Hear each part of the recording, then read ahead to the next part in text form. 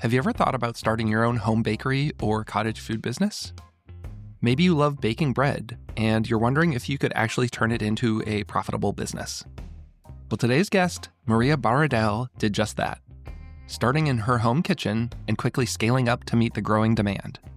She's here to share her journey from baking loaves for her family to running Leaf Loaf, a successful home sourdough bakery and community resource.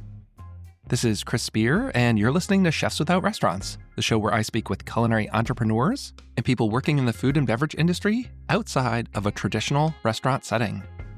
I have 32 years of working in kitchens, but not restaurants, and currently operate a personal chef service called Perfect Little Bites, throwing dinner parties in the Washington, D.C. area. Well, welcome to all of my new listeners, and for my repeat listeners, welcome back.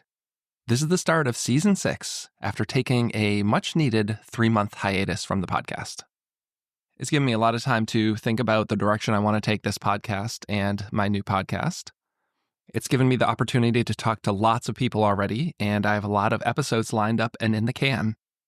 So today, I'm joined by Maria Baradell, the founder of Leaf Loaf, a sourdough bakery that's grown into a thriving business and resource for the cottage baking community. I wanted this episode to be tactical and told Maria I really wanted to make sure people get benefit from listening to the show. While she focuses on exclusively baking bread out of her house, we do talk about, many ways to start a cottage food business. And I think most of her advice will transfer over. So whether you're making jams and jellies or cookies, I think this will be a great episode for you. We talk about the realities of running a cottage bakery, including regulations, scaling up, and managing costs. She'll tell you how she turned to technology and social media to grow her business and reach more customers. We talk about doing things like drops and using platforms like Hotplate to sell your goods. And if you stick around, you'll hear about her now famous viral TikTok moment, which was mixing sourdough on an airplane. So whether you're an aspiring home baker or just love a great business story, I think this episode is packed with valuable advice. And if you're interested in an entire podcast dedicated to building and growing a personal chef business, check out my new show, Personal Chef Business Startup Guide. The show is now part of the Chefs Without Restaurants podcast network, and it is linked in the show notes. As always, thanks so much for listening, and have a great week. Hi, Maria. Welcome to the show. Thanks so much for coming on. Hi, thank you so much for having me.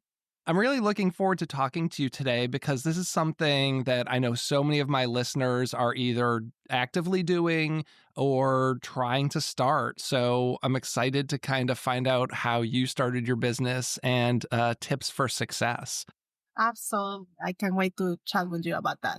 I'm really hoping that this is going to be a tactical conversation today. Like, let's get into the nuts and bolts of doing this. So I want to jump right in. How did you start a cottage bakery? And what does that look like for you? Because there's so many different things you can do as a cottage baker. And I know you do bread. So can you talk us through how you started that whole process? Yes, absolutely. So I started making bread for my family. And I remember the exact moment when I said, I remember seeing somebody making bread on Instagram or TikTok. And she was talking about how good her house smelled. And I remember thinking, I want to make my house smell good and like my kids coming home and, smelling that and being like, oh, it smells so good. So I started making bread and it went well, which is kind of hard with sourdough. It's kind of tricky sometimes. So the fact that it went well, I think made me to become hyper fixated with it.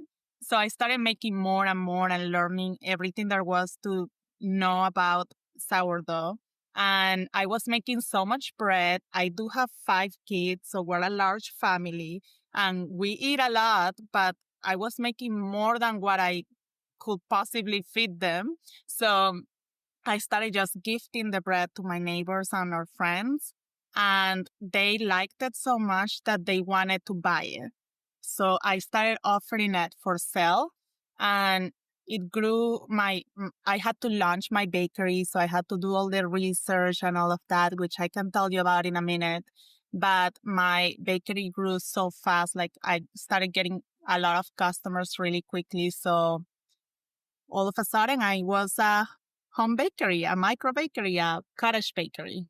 Well, and sourdough is a whole thing. I've been in the food world for 30 plus years, and I've never even personally made sourdough myself. It seems so daunting. So for that to be your starting point, I think is really ambitious. Yeah, I know. And I think it's probably something great for other cottage bakers to start with if you can figure it out. And the reason is because I feel like there are a lot of cookie businesses, like not only people making cookies or cakes or cupcakes from home. I feel like that's well done by a lot of people, but also there are bakeries that specialize, like you have crumble cookies or all sorts of stores where you can buy cookies, where you can buy cupcakes, cakes, and you can buy them at the store as well, right? Even if they are not like homemade and have the best ingredients, you can find them at the stores. But bread, there are no bread bakeries, or like they are very rare, just bread bakeries. And then if you go to the store, of course, they have like all these ingredients that are not actually real sourdough and got healthy. And so I think that sourdough, that's why I focus on sourdough, because like there is not a lot of that out there. Should I start making sourdough? Should I just give it a shot personally for my family? Yes, yes, you should. It's not that bad. It's not that hard. I think, and I'm guilty of this, some people make it seem a little bit more complicated than it has to be. When that's all you do and that's your business, you want to make the best bread possible, right? Especially because you are selling it to others. And to do that, then you have to get a little bit more specific and like follow certain processes and steps. But if you're just baking for your family, it can be very simple bread and it's still going to be great bread. I think as a chef, I personally overcomplicate things. It's like when I started making beer, the first batch I made, I didn't really know much about. And then I started reading so much and nerding out. And to be honest, I don't know that it even got that much better the more that I read about it. There was a little intuitiveness, and I think I started to make it too complicated. And I can see myself potentially doing that with bread as well. It's true. It's true.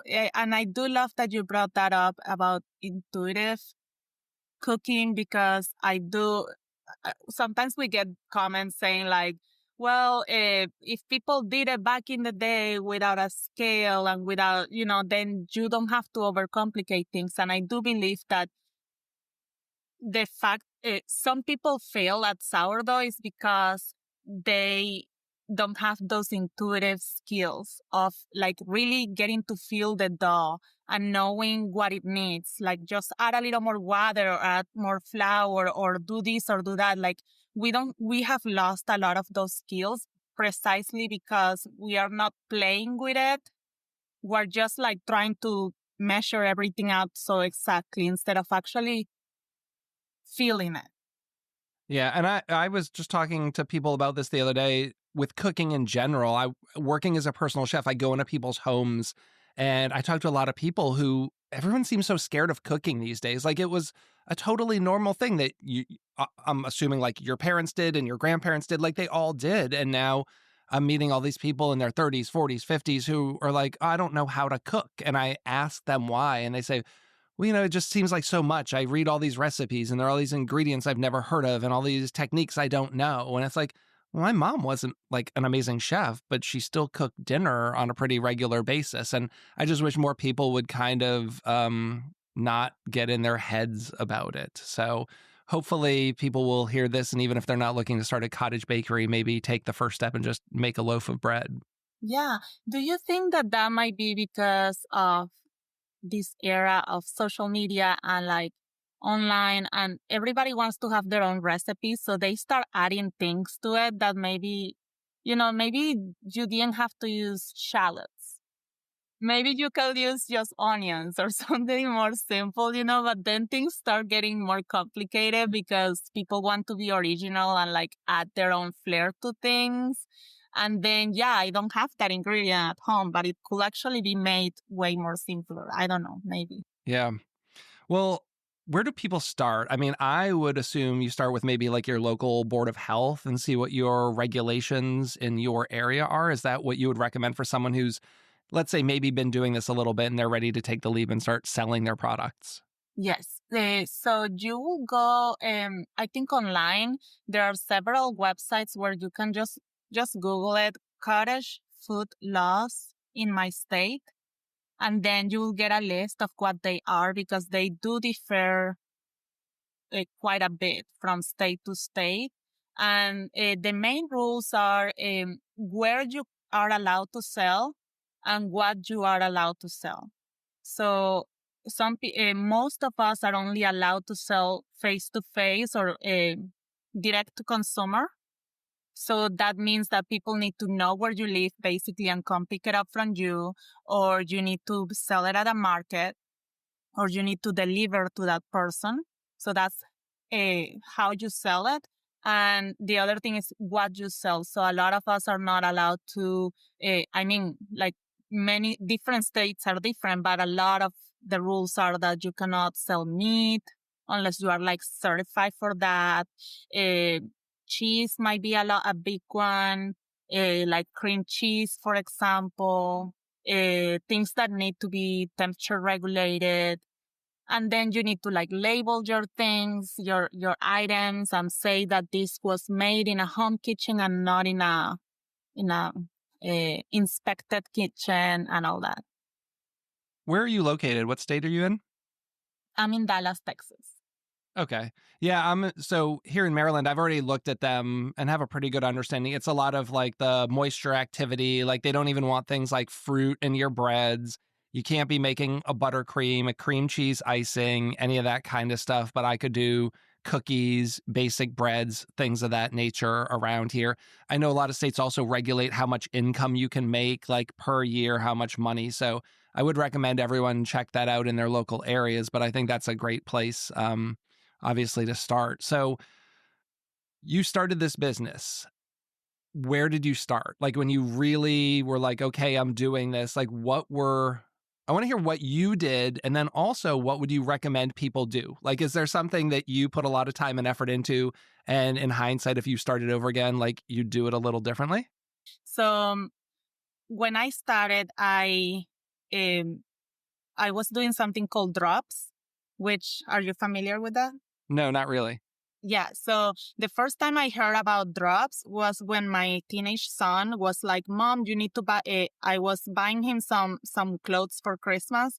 And he's like, "You need to buy it this day at this time or it's gonna be gone." It's a drop. It's like a limited edition Oh, drop. got it. Yeah. That makes Yeah. sense. Yeah. And so I missed the date. I missed because I was like, "Oh, I'll buy it later when it's like Black Friday," and it was gone. And he was very sad. So then I do something that is called drops for like bakers use this method, which is that I use a platform like Hotplate, and there are others, but my favorite is Hotplate. And you can go in there and say, I'm going to make this amount of goods. So for example, I'm going to have available 25 breads, or some people make ice cream, or some people make cookies or different things. And this week, the flavors are this. You have your menu and people go and buy and they can pay right away on the app. And then you know how much you're making. So I really like that. I will set it up for to open my menu on Saturday, and then people can order until Tuesday. That's when I close. And then I know how much I need to make. And so on Wednesday is my dough day. I call it the dough day. I make all of the dough. I do all of the coil folds. All of that is like a very long process, like almost 12 hours. And then the next day is my bake day on Thursday. And then people come and pick it up from my house Thursday evening. And in terms of the processes and like what I did to go from, from starting to like having my business really blooming. So once I started getting a lot of orders, you have to figure out how am I going to bake all of these without spending all day in the kitchen? And you have not made sourdough before, but if you were, you will know that you can bake it using Dutch ovens. And so you can only really fit 2 Dutch ovens at once in your oven, in a home oven. Or some people do open bake, and you might be able to fit maybe 4 of them at once in your oven. If you push it, maybe 8. And so I figured out a method where I can use loaf pans. It's the classic artisan recipe of sourdough, but I put it in a loaf pan and then I put another loaf pan on top, and we call that the 2-pan method. So I use 2 loaf pans and I'm able to fit 12 at once in my oven. And I have a double wall oven, so I can bake 24 at once per hour. And when I first started, I started seeing all these other micro bakers who do bread, and they have this commercial bread oven, and they will turn their living room not their living room, their formal dining or a spare bedroom or their office in their house into a bakery. And I thought that that was so dreamy. But that oven is like $9,000. And when you're starting out, you're like, I just started making money. I don't want to like start making payments and like basically work for the oven rather than the oven working for me. So I didn't want to do that. So figuring out this method of baking 12, 24 at once in my home oven was really life-changing, because now something that would have taken me all day, baking 2 at once, now only takes me 1 hour.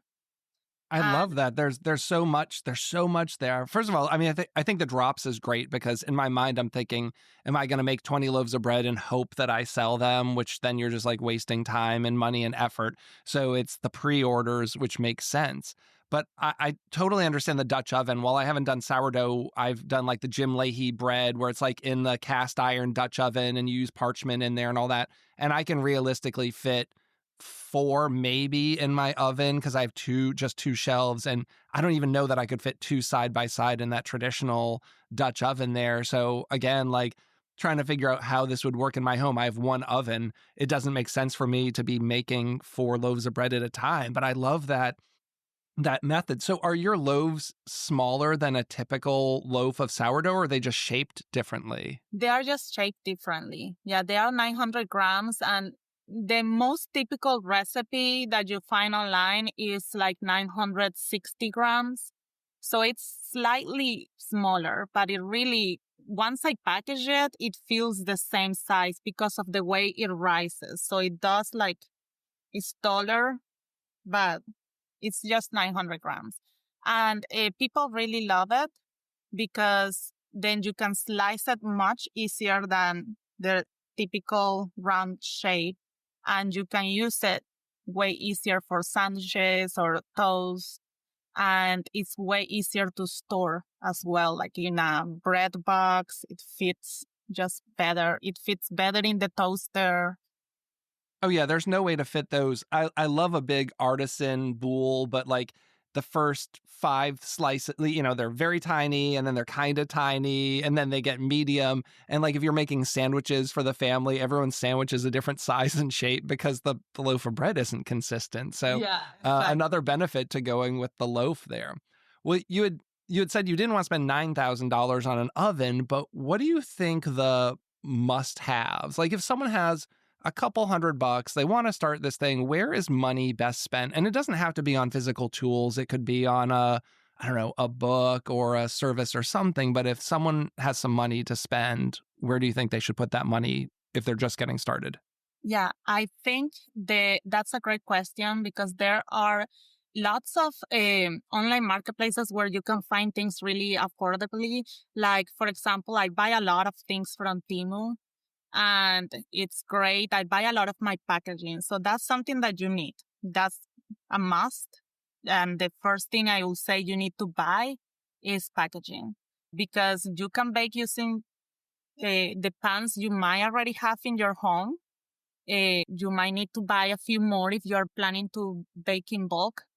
But at first, when you're just starting, you're only getting 1, 2 orders at a time. So if we're talking about when you first start, then maybe you don't need to buy anything like any more pans and all that. Yeah. So you can buy in bulk and it comes out really cheap.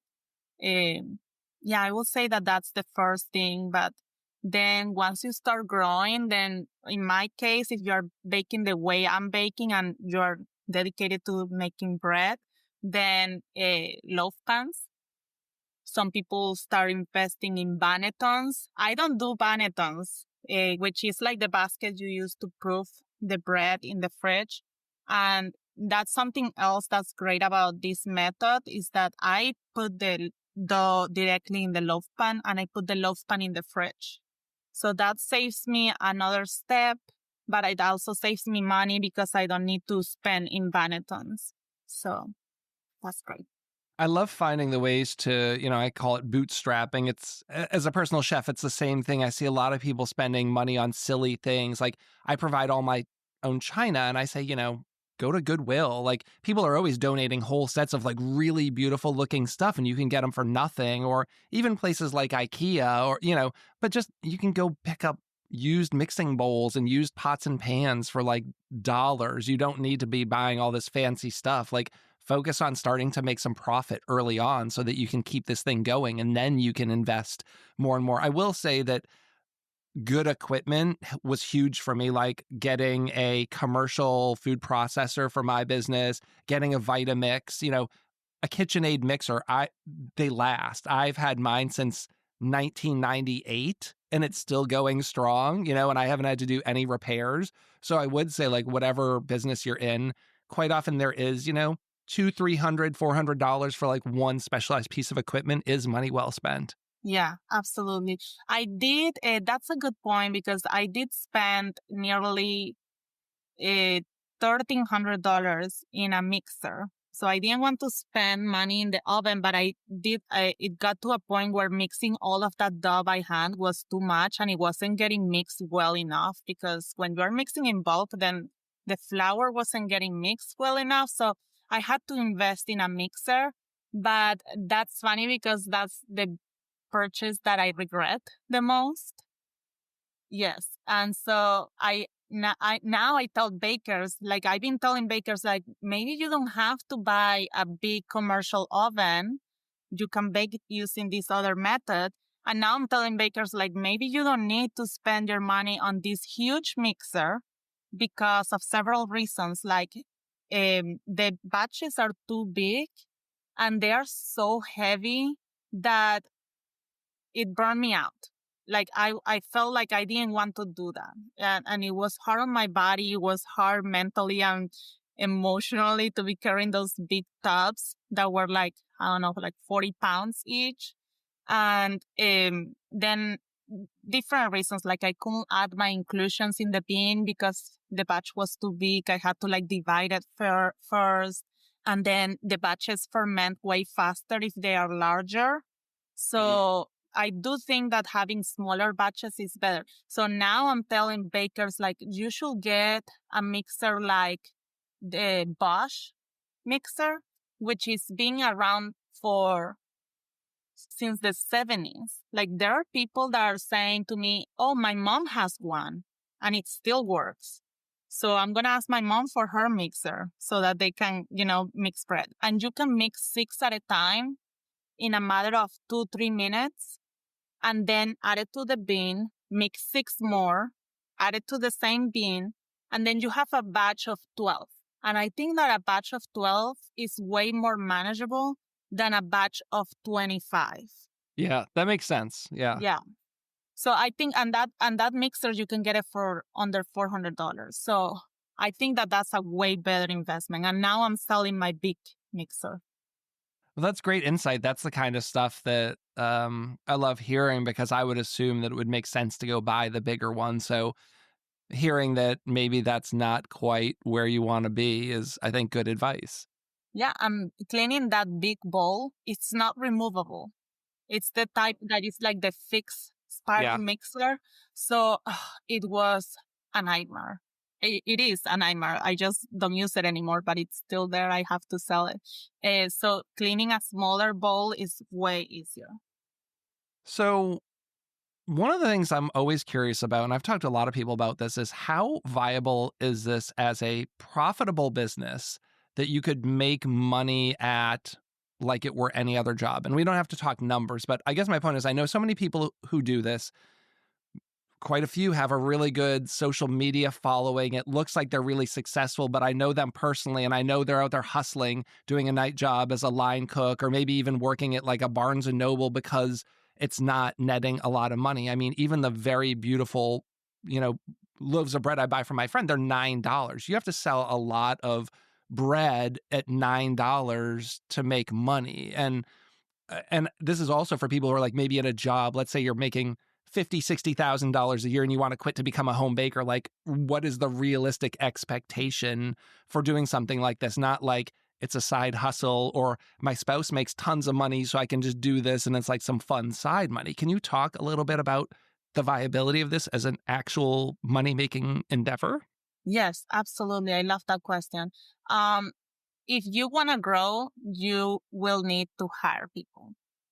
Because this is something that I do talk about, because when you first start, you are like, you want to go all in and you want to buy the big oven and the big mixer because you are thinking, oh, the orders are picking up. I need to invest. I need to grow.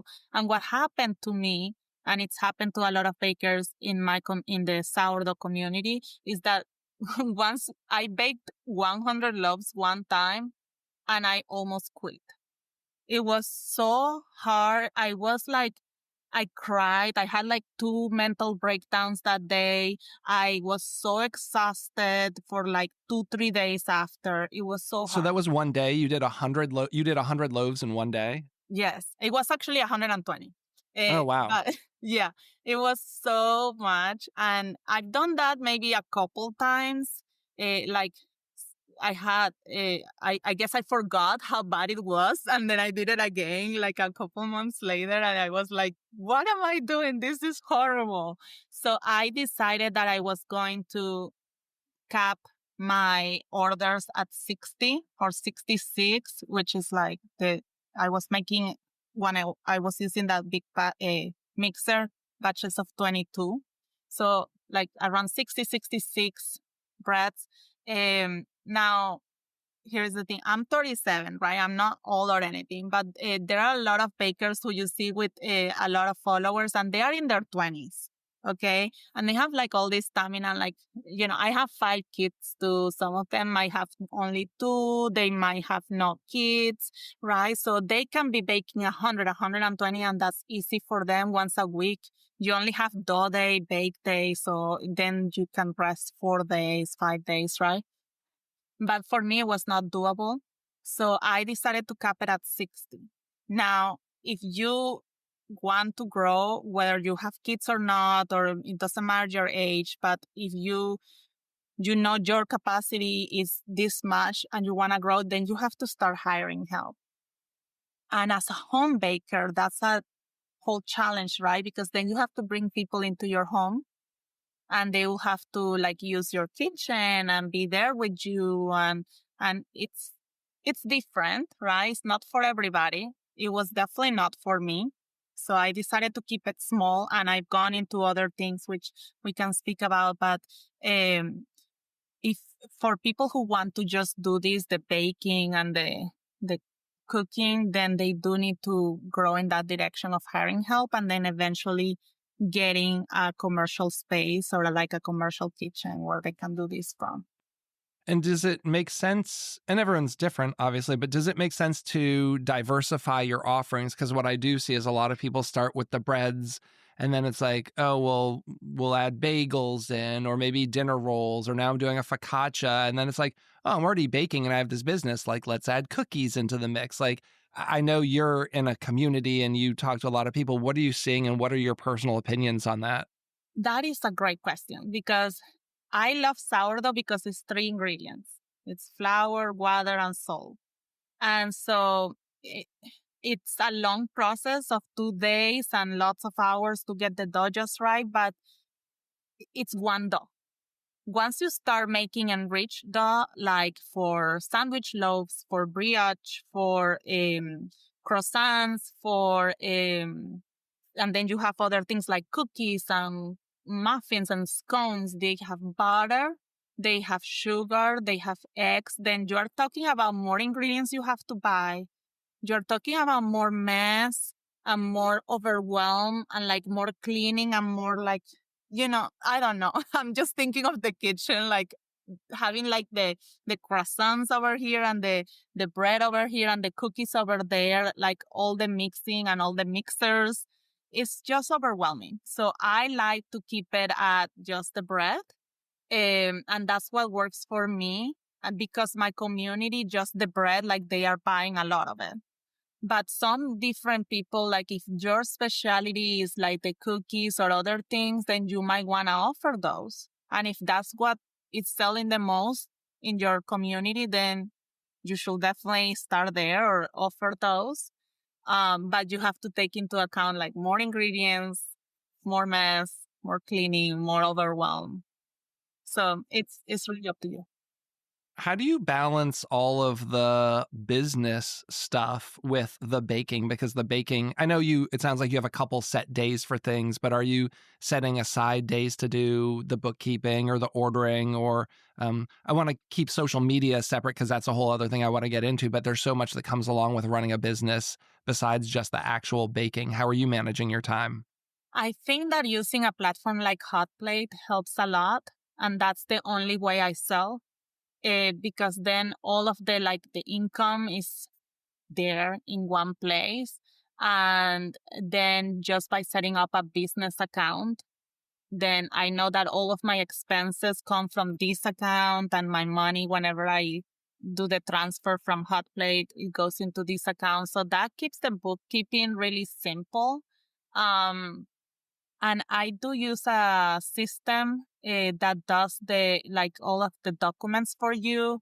Honestly, it's not something that people, if you are good at doing those things by yourself and you have the time and you want to do it, that's great. But there are online services that you can pay and they do everything for you. So I think that's worth it to me. So that's one way. And then, what else besides bookkeeping? A big part of my business is social media, so I do spend a lot of time doing that. But if you want, we can speak Well, about that. let's talk about that. Yeah, no, social media. I mean, you have a large following on Instagram. You're all over the internet. When did that start? Like, when did you bring social media into your marketing plan and start putting things out there? And how has that grown for you? Yeah. So I started selling in February, and I was selling from my own personal accounts. And one time a customer wanted to tag me to say how good the bread was. And she was like, "Oh, but your account is private, so I cannot tag it." And so that moved me to creating a, a public Instagram account. And then I just started sharing there my regular baking, activities. And other bakers started finding my content because of the way I was baking, and they really liked it, and they will try it, the two-pan method, and then they will tag me, and other bakers will try it and then tag me, etc. And so it became this whole thing. So that's one thing. And then the other thing that helped my business grow is that I got creative. Uh, I mixed a loaf of bread in an airplane, and people lost their mind over that. And I learned that you should do that. Sorry. I thought that it wasn't a big deal because in the airplane, and I did do my research on this, they serve crackers and bread and pasta. So I didn't think that it would be a big deal. But apparently something about the flour going airborne in the closed air system, people lost their minds about that. So that went viral. And I did get a lot of coverage for that. And I got a lot of followers for that too, actually. So lots of hate, but also a lot of followers from that. I'm sure there was a lot of the gluten celiac people who just totally lost their mind. I can almost imagine what the comments were like. Oh yes. Oh yes. They lost it. And then I understand. I understand. I'm sorry. But my content, I make bread content. And my audience loved it. They thought it was such a great idea, right? And so that's what I was thinking. I also had good intentions. I wanted to make a mix it so that when I arrived in Spain with my sister, it will be ready to bake. And I wanted to like make it for her because she had not experienced my bread. So it was like good intentions and it was for my audience, but I didn't think of those other things, right? And people were like, oh, airplanes are nasty. And actually, we came to realize that lots of pilots and air crew commented as well, saying like they go through trainings on this, and the airplane air is actually the cleanest air there is because they have to purify it so much in order to even be allowed to fly. So it's actually really clean. And I had like disinfecting wipes and hand sanitizer and all that. But yeah, people are like, no, still gross. That's amazing. I've never heard anything like that, but it did what I think you probably wanted it to do and maybe then some. Yeah. Do you think giving away product is a great way when you're starting a business? Like, should you just make some loaves and give them away and have people give you feedback on them? Yeah, absolutely. That's pretty much how we all start out. And I do think that you need that feedback. Like, especially with sourdough, if you don't get the fermentation right, it might be the bread might be dense. It might be, not the right flavor. It should be like sour, but not overly sour, something like that. So I do think that giving away bread is a great way to get feedback and also get people wanting to buy from you. Yeah. Great. Well, that's kind of what I was thinking is I've seen a few people do this, although no one's ever given me free bread. So I guess I'm just hanging out with the wrong people. Yeah, I think so. I might need to send you some. Well, thanks so much for coming on the show. I really appreciated having you on today. Thank you for having me. This has been really fun. And to all of our listeners, this is Chris with Chefs Without Restaurants. Thanks so much for listening and have a great week. You're still here? The podcast's over. If you are indeed still here, thanks for taking the time to listen to the show. I'd love to direct you to one place, and that's chefswithoutrestaurants.org. From there, you'll be able to join our email newsletter, get connected in our free Facebook group, and join our personal chef, catering, and food truck database so I can help get you more job leads. And you'll also find a link to our sponsor page, where you'll find products and services I love. You pay nothing additional to use these links, but I may get a small commission, which helps keep the Chefs Without Restaurants podcast and organization running. You might even get a discount for using some of these links. As always, you can reach out to me on Instagram at Chefs Without Restaurants or send me an email at chefswithoutrestaurants@gmail.com. Thanks so much.